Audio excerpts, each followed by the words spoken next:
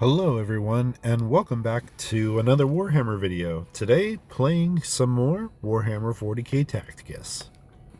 Going to be looking at two machines of war today. Tson'Ji of the Tau, and Galatian for the Ultramarines. Now, what I normally use these two guys for is my guild raids. I love guild raids. I love going and fighting the bosses and squashing them and getting crates and everything. It's great. And when Tson'Ji got announced, I was like, yes, like a heavy rail rifle. This is perfect. Like he's going to be absolutely necessary, I feel, for guild raids. Because I don't feel like the other three, the rocket launcher, the demon engine, and the Tyrannid Biovore, I don't think they do enough direct damage to the bosses, at least that I've done so far in my testing. I'm sure other people have, a lot of people love the Biovore. I still haven't figured out why everybody loves the Biovore other than Arena, but I'm still testing.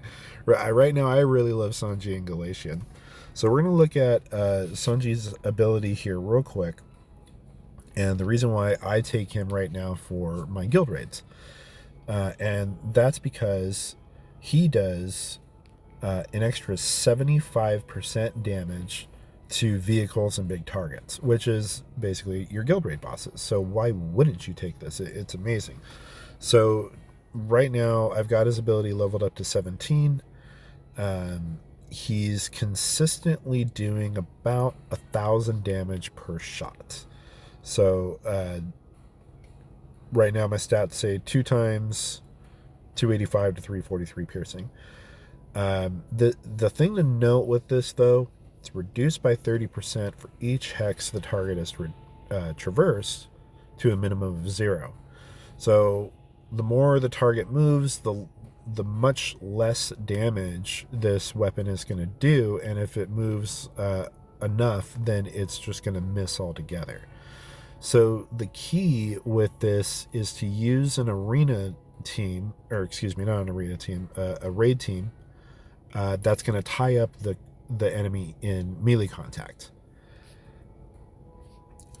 So the other thing that I want to look at here is the cost of the munition. So the way the rail rifle works is you got to target it with your marker light from Tson'Ji. You can't do this until round 2. Now, it doesn't fire until the beginning of round 3 because it doesn't fire until after the enemy has made whatever movement it makes. So you're not doing really any damage with this guy until round 3.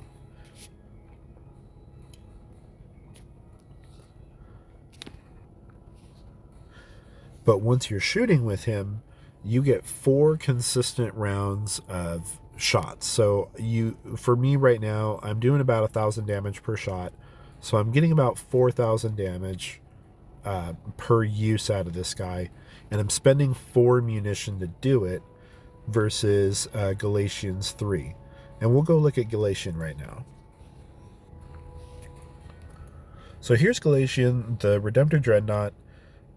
His abilities are he can target a grid with his plasma cannon, and if the enemy ends their turn in that grid, they get shot with the plasma cannon. But the thing that really makes Galatian unique is his ability to be summoned onto the battlefield.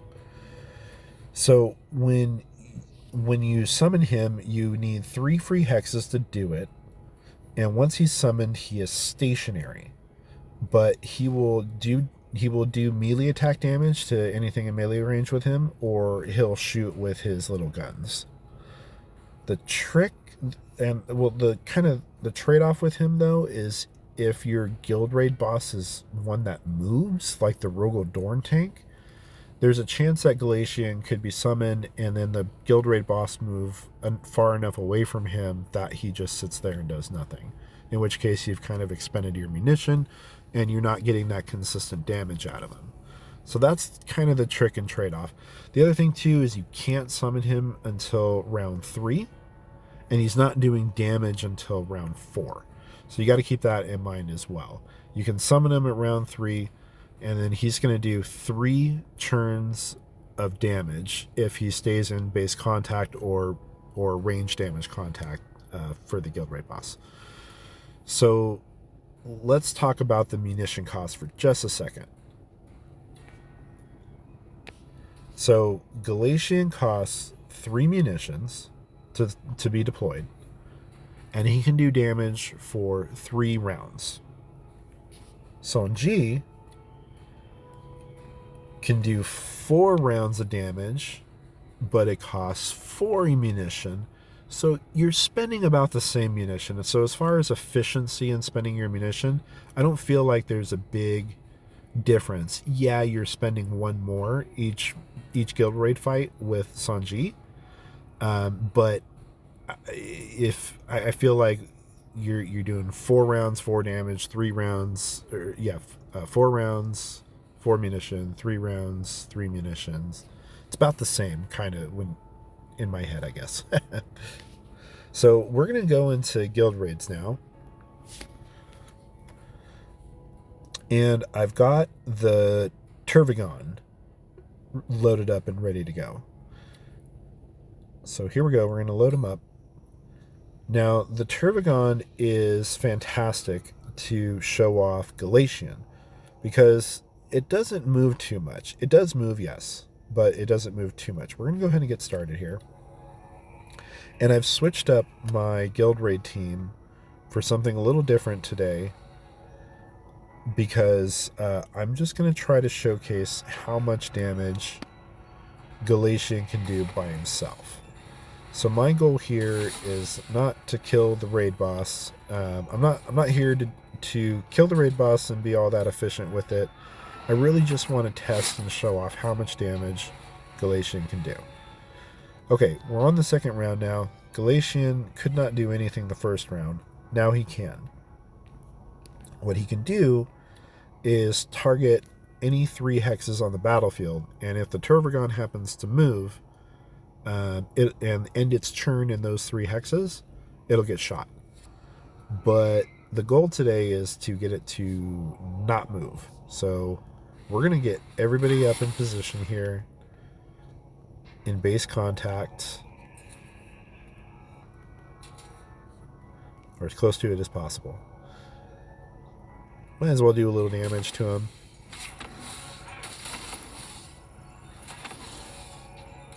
Okay. So now, it's the start of the 3rd round. Galatian can be summoned to the battlefield. So I'm going to go ahead and move my team out of the way here a little bit. And we're going to get Galatian right next to the Turvigon. Boom. Okay. Now the Turvigon's nice and pinned in the corner. I'm hoping he doesn't do any knockback or anything. Now it's important to note, I've summoned him. He hasn't done anything. He's just there. Even though he got summoned in base contact, he's just standing there. So now he's free to take damage the next turn from the enemy.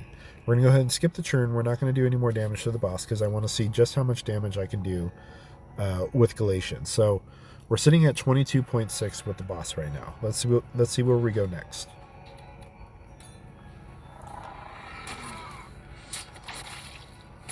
Galatian does Overwatch.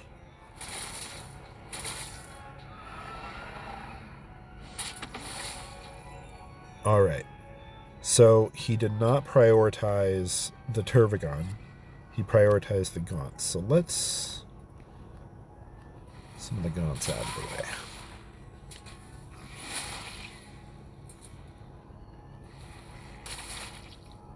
Okay. Let's keep the Turvigon pinned down. And we got 22.9 or 22.1 on the Turvigon right now. All right, here we go. Smack. 21.6. So we were at 22.1, 21.6. So we did about 500 damage. And the round before that, he prioritized the AI, which is a little bit my fault. Probably should have killed it first. But you can see not as much damage as I expected it to be. Let's go ahead and skip the next turn.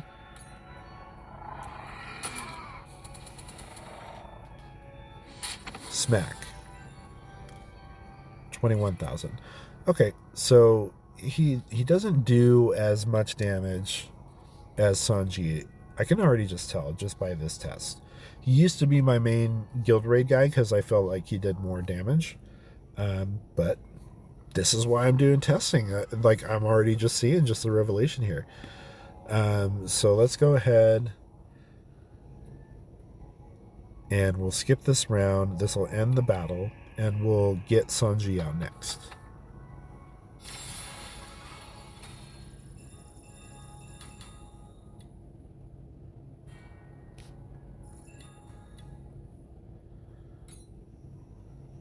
Okay.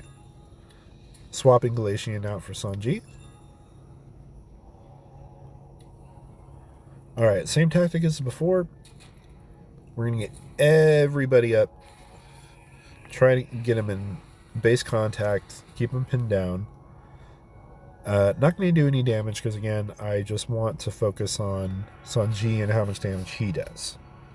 So the only thing you can do with him the first round is lock onto him with the marker light. If you had Chassil in your lineup, you could hit him with the marker light straight from the first turn and shoot him with the missiles. Thing is, the missiles don't do a lot of damage. They're kind of useless right now. Let's go ahead and skip the turn. Alright, so the Turvagon moved a little bit. That's no bueno. We want to get him up in base contact. Keep him nice and pinned down. Yeah? Cool. Now, we're going to spend ammunition and target the Turvagon with the rail rifle. Now again, he's not going to shoot until next round because the Turvagon needs to move first. So here we go. We're going to skip the turn and see how much damage he does.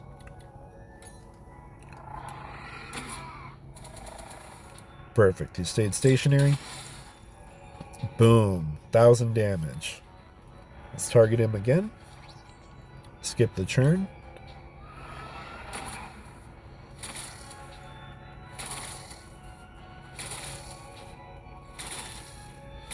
All the gaunts shoot.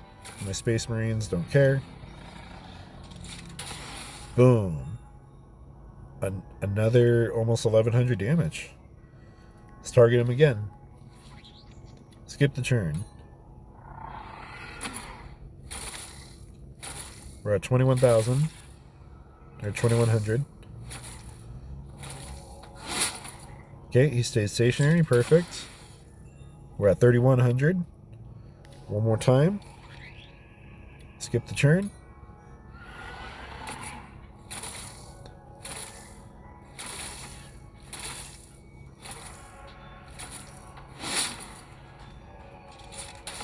Boom. Awesome. So we did 4.2 thousand damage with Tson'Ji. Yeah, we spent 4 munition instead of 3, but it was just way more consistent than Galatian. Let's see if we can we knock the Turvagon out? Is that possible? No?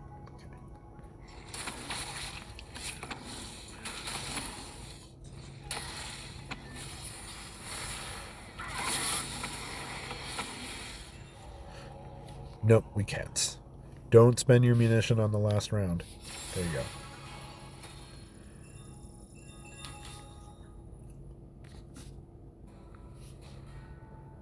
Okay, so you can see there, Tson'Ji is definitely... He's definitely the man. He's definitely the one to bring. If you can keep your raid boss pinned down, you bring this guy, because he'll just pump out that consistent damage.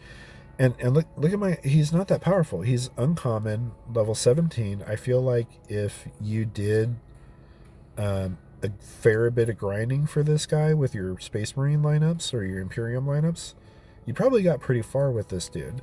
I could have gotten a lot further with him, I think, if I had just played a little more, but I didn't play as much more. Because look at my Galatian. He's at 17 also for his summon. His power level's roughly about the same. I'm sure if I were to upgrade him more, he would do more damage. But right now, for me, Tson'Ji is my pick for my guild raid boss raids, or my guild raids here. I just like, it makes the most sense. He does the most damage against big targets. So yeah. So I hope this helps you guys. I can't remember when the next Machine of War event is coming out. I think it's soon. I think it's in January. In which case you'll be able to get another chance to earn this dude. I hope this helps you out if you have him and you use him in your guild raid bosses, against your guild raid bosses. I hope he's working out well for you. But yeah, thanks so much everyone for joining me in this one, and I'll see you guys in the next one.